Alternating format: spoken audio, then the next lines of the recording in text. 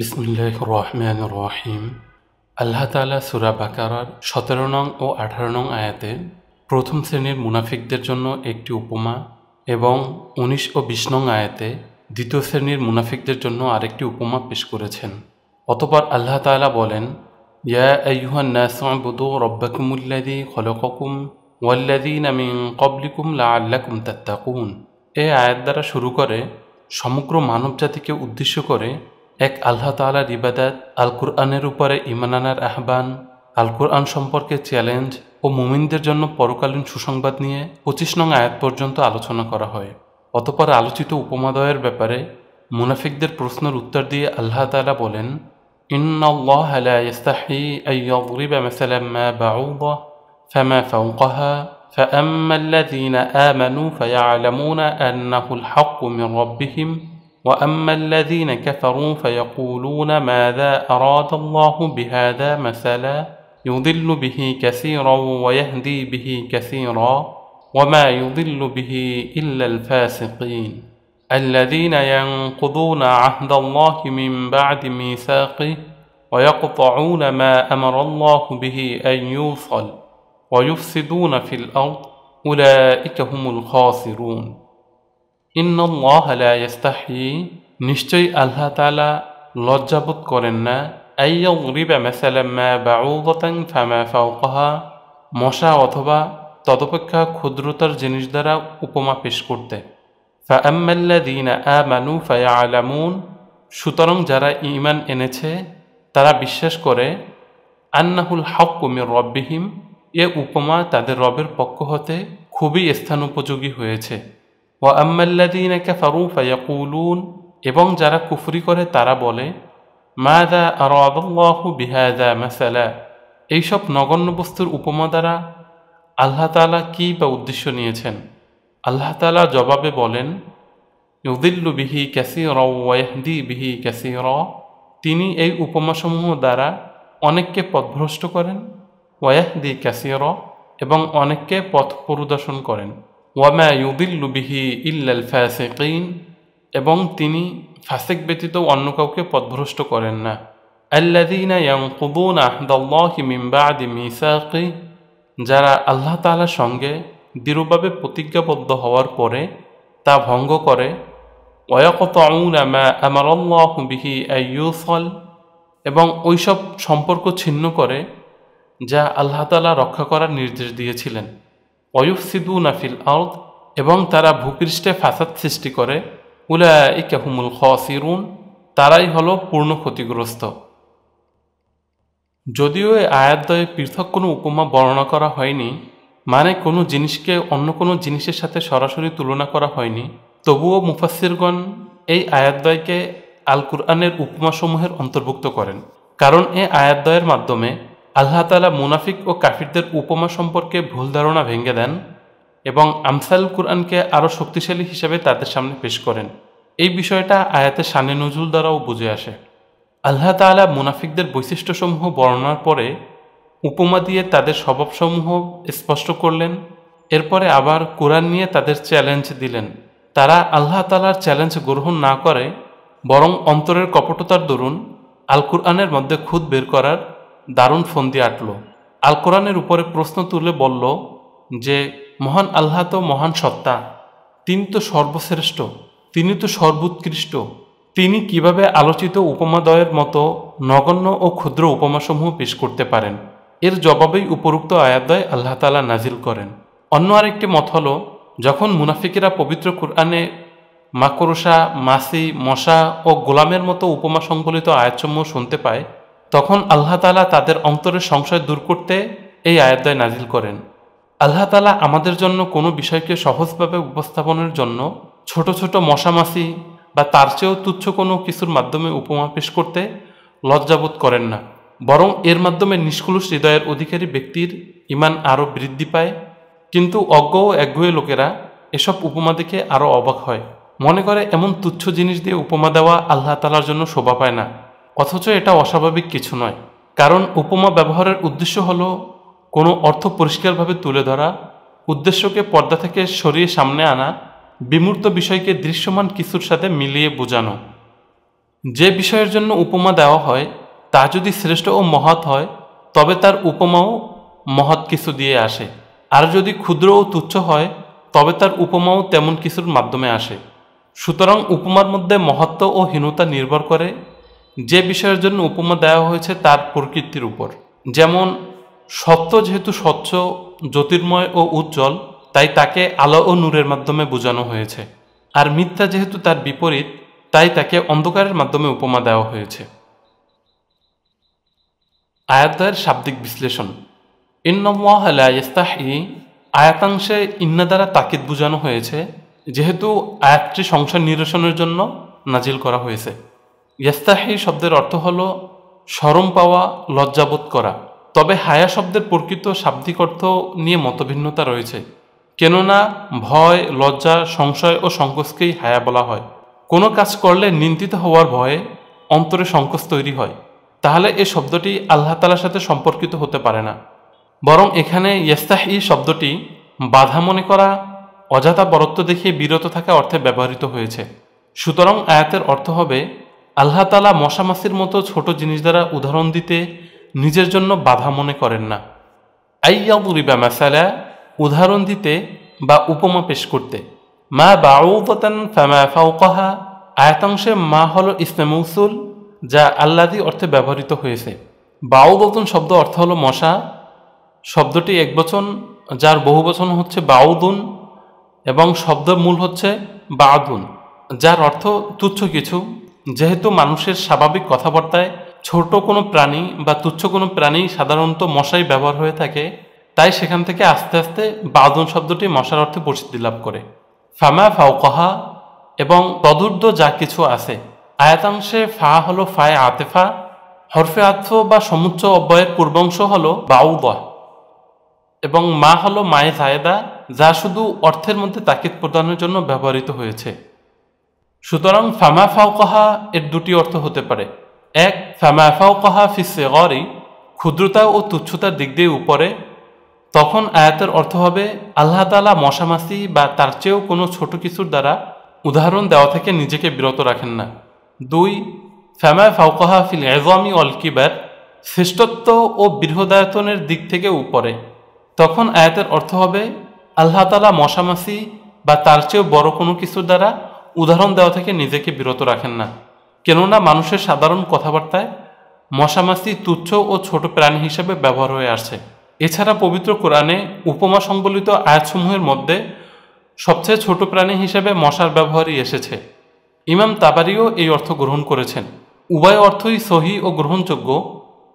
ফাআম্মাল্লাযীনা আমানু ফায়া'লামুনা আন্নাহুল হাক্কু মির রাব্বিহিম, সুতরাং যারা ঈমান এনেছে তারা তো বিশ্বাস করবে যে এই উপমা তাদের রবের পক্ষ থেকে খুবই স্থানোপযোগী হয়েছে। আয়াতাংশে ফা হলো আল ফাউত তাফরিইয়া, মানে পূর্ববর্তী কথার ফলাফল বর্ণনা করা হচ্ছে এমন বোঝায়।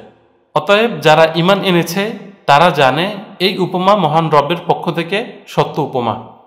ওয়া আম্মাল্লাযীনা কাফারু ফায়াকুলুন, আর যারা কাফির সর্বাবস্থায় তারা এটাই বলে মাযা আরাদাল্লাহু বিহাযা মাসালা, আল্লাহ তাআলা কি উদ্দেশ্যে এই উদাহরণ পেশ করেছেন। আল্লাহ তাআলা মুনাফিকদের জন্য দেয়া উদাহরণ দ্বারা মুমিনেরা মুনাফিকদের মুনাফিকই বুঝে গেছেন। এজন্য তারা জানে যে আল্লাহ তাআলা যে উদাহরণ দিয়েছেন তা যথার্থ হয়েছে। কিন্তু মুনাফিকেরা উপমার বাস্তবতা বোঝার পরেও না বোঝার ভান ধরে জিজ্ঞাসা করতেছে কেন আল্লাহ তাআলা এসব উদাহরণ দিয়েছেন, এর দ্বারা কাদেরকে বুঝিয়েছেন, এ উপমা দ্বারা উদ্দেশ্যই বা কি।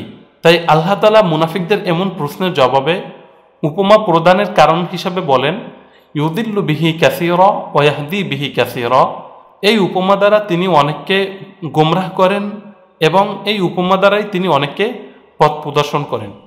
মুনাফিকদের প্রশ্ন ছিল এই উপমার উদ্দেশ্য কি। উত্তর হলো উপমার উদ্দেশ্য দুটি, এক পথভ্রষ্ট করা, দুই পথ প্রদর্শন করা। একই জিনিস দুটি পাত্রে যাওয়ার কারণে দুই রং ধারণ করেছে, সুতরাং বোঝা যায় এখানে সমস্যা হলো ধারণকারী পাত্রের মধ্যে। এজন্য আল্লাহ তাআলা বলেন ওয়ামা ইউদিল্লু বিহি ইল্লাল ফাসিকিন, আর উপমার মাধ্যমে কেবল ফাসিকদেরই পথভ্রষ্ট করবেন। আল ফাসিকিন শব্দের অর্থ হলো বের হয়ে যাওয়া। যেমন আল্লাহ তাআলা বলেন ফাফাসাকা আন আমরি রব্বি, সুতরাং তারা আল্লাহ তাআলার আদেশ থেকে বের হয়ে গেলেন। যেহেতু মুনাফিকেরা ও কাফেররা আল্লাহ তাআলার হুকুম অমান্য করার মাধ্যমে শরীয়তের গণ্ডি থেকে বের হয়ে গিয়েছে, তাই তাদেরকে ফাসিক বলা হয়। শরীয়তের পরিভাষায় ফাসিকের 3টি স্তর রয়েছে। প্রথম স্তর আল্লাহ তাআলার বিধানসমূহ অস্বীকার করা। এ ধরনের ফাসিকের হুকুম হলো তারা কাফের। পবিত্র কোরআনের অধিকাংশ স্থানে এই অর্থেই আল ফিস্ক শব্দ ব্যবহৃত হয়েছে, এই স্থানেও এই অর্থেই ব্যবহৃত হয়েছে। দ্বিতীয় স্তর হলো গুনাহকে গুনাহ মনে করেই মাঝে মাঝে কবিরা গুনাহ করে ফেলা। ফিস্কের তৃতীয় স্তর হলো সগীরা গুনাহে লিপ্ত থাকা। আল্লাযীনা ইয়ানকুযুনা আহদাল্লাহি মিন বা'দি মিসাকি, যারা আল্লাহ তাআলার সঙ্গে দৃঢ়ভাবে প্রতিজ্ঞাবদ্ধ হওয়ার পরে তা ভঙ্গ করে। আয়াতাংশে আল্লাযীনা দ্বারা উদ্দেশ্য হলো ফাসিকরা। ইয়ানকুযুনা অর্থ হচ্ছে রশি বা দড়ির পাক খুলে ফেলা। রশি দ্বারা যেমন দুটি বস্তুর মধ্যে সংযোগ করা হয়, চুক্তির মাধ্যমেও তেমনি দুইজন মানুষের মধ্যে সম্পর্ক তৈরি হয়। আহদাল্লাহ শব্দের অর্থ হচ্ছে আল্লাহ তাআলার চুক্তি। কর্তৃপক্ষ তার অধীনস্থদের জন্য যে নোটিশ বা ফরমান জারি করে তাকে আরবিতে আহাদ বলা হয়, আর তা পালন করা আবশ্যক। যেমন অফিসের বস তার কর্মচারীদের জন্য নোটিশ জারি করলে তা মানতে সবাই বাধ্য থাকে। সুতরাং আল্লাহ তাআলার চুক্তি মানে হলো তার দেয়া বিধিবিধান, যা তিনি তাওরাত, জাবুর, ইনজিল ও কোরআন মাজিদে দিয়েছেন। মিন বাদি মিসাকি, তাতে আবদ্ধ হওয়ার পরে চুক্তিকে যখন শপথের মাধ্যমে অধিকতর দৃঢ় করা হয় তখন তাকে মিসাক বলা হয়। এখানে মিসাক দ্বারা উদ্দেশ্য হলো আল্লাহ তাআলা সমগ্র মানবজাতি থেকে যে অঙ্গীকার নিয়েছিলেন সে অঙ্গীকার সম্পর্কে আল্লাহ তাআলা বলেন, ওয়াইদ আখাযা রাব্বুকা মিন বানি আদম মিন যুহুরিহিম যুররিয়াতাহুম ওয়া আশহাদাহুম আলা আনফুসিহিম আলাস্তু বিরাব্বিকুম ক্বালু বালা শাহিদনা আন তাকুলু ইয়াউমাল কিয়ামাতি ইন্না কুন্না আন হাযা গাফিলিন। আর আপনি স্মরণ করুন যখন আপনার রব বনি আদমের পৃষ্ঠদেশ হতে তাদের বংশধরকে বের করলেন এবং তাদেরকে নিজেদের উপরে সাক্ষী করলেন যে আমি কি তোমাদের রব নই?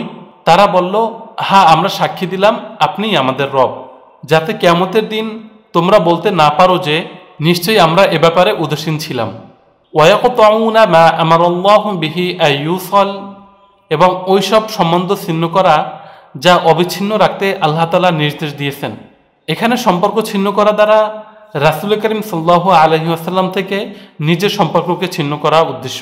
কেননা পূর্ববর্তী কিতাবে রাসূল করিম সাল্লাল্লাহু আলাইহি ওয়াসাল্লামের বর্ণনা দেওয়া হয়েছিল যেন তারা তার সাথে সম্পর্কে যুক্ত হয় তথা ইসলাম গ্রহণ করে, কিন্তু তারা তেমনটি করেনি, বরং সাহাবায়ে কেরাম এমনটা করেছে। এজন্য আল্লাহ তাআলা বলেন, লা নুফাররিকু বাইনা আহাদিম মির রুসুলি, আমরা আম্বিয়া আলাইহিস সালামদের মাঝে কোনো পার্থক্য করি না। উম্মতে মুহাম্মাদীর বৈশিষ্ট্য হলো তারা সকল নবীকে নবী হিসাবে বিশ্বাস করে এবং তাদেরকে শ্রদ্ধেয় ও সম্মানের পাত্র হিসেবে মনে করে, এবং ইহুদি নাসারাদেরও এমনটা করা উচিত ছিল, কিন্তু তারা রাসূল করিম সাল্লাল্লাহু আলাইহি ওয়াসাল্লামকে মানতে অস্বীকার করে। এজন্য অনেকে আসলি কাফের আর অনেকে মুনাফিক রয়ে গেছে। সম্বন্ধ ছিন্ন করা দ্বারা আরেকটি অর্থ হতে পারে, তা হচ্ছে আত্মীয়তা সম্পর্ক ছিন্ন করা, যা আল্লাহ তাআলা রক্ষা করার আদেশ দিয়েছেন। যেমন আল্লাহ তাআলা বলেন, ফাহাল আসাইতুম ইন তাওয়াল্লাইতুম আন তুফসিদু ফিল আরদ ওয়া তুকাত্তিউ আরহামাকুম, যদি তোমাদের ক্ষমতা ফিরিয়ে দেওয়া হয় তাহলে কি তোমরা দুনিয়াতে ফিতনা সৃষ্টি করবে এবং তোমরা কি আত্মীয়তা সম্পর্ক ছিন্ন করবে? ওয়ায়াকতাউনা মা আমারাল্লাহু বিহি আইয়ুসাল ওয়া ইউফসিদুনা ফিল আরদ, এবং পৃথিবীতে অশান্তি সৃষ্টি করে। পৃথিবীতে অশান্তি সৃষ্টি করার অনেক প্রকারভেদ রয়েছে, আর সকল অশান্তি ও অরাজকতার উৎপত্তি ঘটে আল্লাহ তাআলার অবাধ্যতা, তার সাথে কৃত অঙ্গীকার ভঙ্গ করা এবং তিনি যে সম্পর্ক রক্ষা করার আদেশ দিয়েছেন তা ছিন্ন করার মাধ্যমে। এজন্য আল্লাহ তাআলা প্রথমে অরাজকতার উৎপত্তিস্থল বর্ণনা করে পরে আবার আমভাবে সকল ফাসাদের কথা বর্ণনা করেছেন। অতঃপর আল্লাহ তাআলা বলেন, উলাইকা হুমুল খাসিরুন, তারাই হচ্ছে ক্ষতিগ্রস্ত। খসির বলা হয় সম্পদ, শরীর ও আকল, এই তিনটি জিনিসের কোনো একটিতে ক্ষতিগ্রস্ত ব্যক্তিকে। যেমন কেউ ব্যবসা করতে গিয়ে মুনাফা লাভের আশা তো দূরে থাক, যদি সে নিজের মূলধনও হারিয়ে ফেলে তখন তাকে খসির বলা হবে। আয়াতাংশে মুনাফিকেরা তাদের আকল হারিয়ে ফেলায় তারা উভয় জাহানে ক্ষতিগ্রস্ত হয়েছে। তাদের ক্ষতিগ্রস্তের কারণ হলো তারা নিজেদের নফসের চাহিদা মেটাতে গিয়ে আল্লাহ তাআলার রহমত থেকে বঞ্চিত হয়েছে। পবিত্র কোরআনে যেসব স্থানে কাফিরদের জন্য খসির শব্দের ব্যবহার হয়েছে তার দ্বারা উদ্দেশ্য হলো কুফুরি, এবং মুমিনদের জন্য খসির শব্দের ক্ষেত্রে তার অর্থ হবে গুনাহগার। আমরা সূরা বাকারার ২৬ ও ২৭ নং আয়াত থেকে মুনাফিক ও ফাসিকদের চরিত্র এবং তাদের ভয়াবহ পরিণতি সম্পর্কে জানলাম। এ দুটি আয়াত আমাদের সামনে দুটি পথের পার্থক্যকে দিনের আলোর মতো স্পষ্ট করে দিয়েছে। একদিকে মুমিন, যারা আল্লাহ তাআলার পক্ষ থেকে আসা ক্ষুদ্রতম উপমাকেও সত্য বলে গ্রহণ করেন, নিজেদের হৃদয়কে স্বচ্ছ রাখেন এবং এর মাধ্যমে তাদের ঈমান আরও দৃঢ় করেন। অন্যদিকে ফাসিক, যাদের অন্তরে বিদ্বেষে ভরা, যারা আল্লাহ তাআলার সঙ্গে মজবুত অঙ্গীকার ভেঙে দেয়, তিনি যে সম্পর্কগুলো জুড়তে আদেশ দিয়েছেন তা নির্মমভাবে ছিন্ন করে এবং পৃথিবীতে বিশৃঙ্খলা সৃষ্টি করে। আমাদের জন্য এই আয়াতগুলোর মূল শিক্ষা হলো, ১. আল্লাহ তাআলার বিধান নিয়ে প্রশ্ন নয়। আল্লাহর কোনো আদেশ বা উপমা নিয়ে আমাদের মনে যেন কুণ্ঠা বা সন্দেহ না আসে। আমরা যদি আন্তরিক হই তবে তুচ্ছ মশার উপমাও আমাদের পথ দেখাবে, আর যদি বিদ্বেষী হই তবে সবচেয়ে বড় মুজিজাও আমাদের পথভ্রষ্ট করবে। এজন্যই আল্লাহ তাআলা বলেন, ইউদিল্লু বিহি কাসীরা ওয়া ইয়াহদি বিহি কাসীরা। ২. প্রতিশ্রুতির সুরক্ষা। আমরা যেন এই আদি অঙ্গীকার এবং আল্লাহর দেয়া সকল বিধানের প্রতি বিশ্বস্ত থাকি। মুনাফিকদের মতো চুক্তিবন্ধন ছিন্ন করে আমরা যেন নিজেদের ক্ষতিগ্রস্তদের দলে সামিল না করি। ৩. সম্পর্ক ও শান্তি। পরিবার, আত্মীয় স্বজন এবং মুসলিম ভাই বোনদের সাথে সম্পর্ক বজায় রাখা আল্লাহ তাআলার নির্দেশ। এই সম্পর্ক ছিন্ন করা এবং জমিনে অশান্তি সৃষ্টি করাই হলো ফাসিকদের প্রধান বৈশিষ্ট্য। আমাদের উচিত মানুষের মধ্যে শান্তি ও সংযোগ তৈরি করা।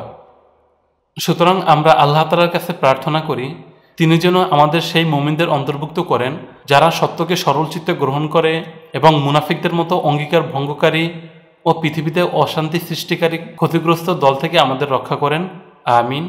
আসসালামু আলাইকুম ওয়া রাহমাতুল্লাহি ওয়া বারাকাতুহু।